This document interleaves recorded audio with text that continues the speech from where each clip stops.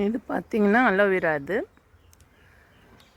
இதில் நிறையா medicinal use இருக்குது. இதை பற்றி ஒரு பதிவு போடுறேன். ஆனால் நான் இப்போ பறிக்க போகிறது வேறு. வாங்க இப்போது நம்ம பப்பாளி தான் பறிக்க போகிறேன். பப்பாளி பழம் அப்படியே பழுத்துச்சு பாருங்களேன். இந்த ஒன்று, இங்கே ஒன்று, இந்த பக்கம் ஒன்று, இப்படி நிறையாவே எல்லாமே ஒன்றா பழுத்துருக்காங்க. இதெல்லாம் அப்படியே கட் பண்ணி எடுத்துக்கலாம்.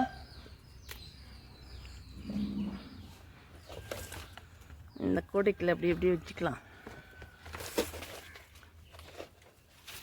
ஆமாம், இது நிறையாவே இருக்குது. ஆனால் அந்த பப்பாளியோட பயன்கள் வந்து ரொம்ப ரொம்ப அபரிதமானது. ரொம்ப அழகு சாதன பொருட்களையும் பயன்படுத்துகிறாங்க. அப்புறம் வந்து நமக்கு உடல் அளவுலையும் ரொம்ப பயன் தரக்கூடியது. இந்த கூடையில் வச்சுக்கலாம். அதாவது பழங்களை சாப்பிட்டா யாருமே சாப்பிட்றது இல்லை. இதை வந்து நல்லா டெய்லி யூஸ் பண்ணிக்கிட்டோம்னா நமக்கு ரத்த ஓட்டத்தை அப்பப்போ சீர்படுத்திடும். உள்ள ரொம்ப அற்புத பயன்களை தரும். இது சாப்பிடும்போது மேனி பளபளப்பாகும், நல்லா மோஷன் ஃப்ரீ ஆகும், எல்லா இதுவுமே உண்டு. இதை வந்து நம்ம வந்து அதிகம் பயன்படுத்துறதில்ல. வீட்டில் இருந்தால் சாப்பிட்றாங்க. சர்க்கரைக்கு உகந்தது. டயபெட்டிக் பேஷண்ட்டுங்க ரொம்ப நல்லா சாப்பிட்லாம். இது பார்த்திங்கன்னா குட்டியோண்டு இருக்குது. ஆனால் இந்த மாதிரி செங்கலும் மங்கலமாக இருக்கும்போதே இதை வந்து நம்ம வந்து பறிச்சிடணும். இங்கே ஒரு பழம் இருக்குது, கீழே ஒரு பழம். இது நல்லா குட்டியாக இருக்குது இந்த பழம். இதை அப்படியே எடுத்துடணும். இந்த மாதிரி இருக்கும்போது இங்கே ஒன்று இருக்குது. அப்புறம் மீதி எல்லாமே பழுக்கட்டும். நல்லா பெருசாக தான் இருக்குல்லாம். பார்த்திங்கன்னா நிறையா பழங்கள் தான் கிடச்சிருக்கு. இதில் வந்து பப்பாயா சோப்பு போடலாம். ரொம்ப நல்லாயிருக்கும். நல்லா பளபளப்பாக கொடுக்கும், ஷைனிங்கை கொடுக்கும்.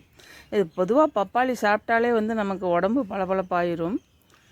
இதையெல்லாம் வந்து நம்ம இதெல்லாம் சோப்பு போடும்போது நான் அதை அப்லோட் பண்ணுறேன். இப்போ கூட செம்பருத்தி சோப்பு போட்டு அதை வீடியோ வச்சுருந்தேன். ஆனால் அதில் வந்து சாஃப்ட்வேர் அப்டேட் ஆன பிறகு அந்த வீடியோ மிஸ் ஆகிருக்கு. எங்கே போய் சேர்ந்துருக்குன்னு தெரியல. எடுக்கணும். இதையும் சோப்போடு தான் பயன்படுத்த போகிறேன். சாப்பாட்டுக்கும் பழம் சாப்பிட்றதுக்கும் வச்சுக்கிட்டு சோப்போடவும் பயன்படுத்திக்கலாம். ரொம்ப நல்லாயிருக்கும். சின்ன பிள்ளைங்களுக்கெல்லாம் வந்து இப்போ உள்ள பிள்ளைங்க, முன்னாடிலாம் யாரும் சாப்பிட மாட்டாங்க. ஆனால் இப்போ உள்ள பிள்ளைங்களுக்கெல்லாம் அந்த இதனோட மகத்துவத்தை எடுத்து கூறி எல்லோரும் குழந்தைகளை சாப்பிட பயன்படுத்திடுங்க.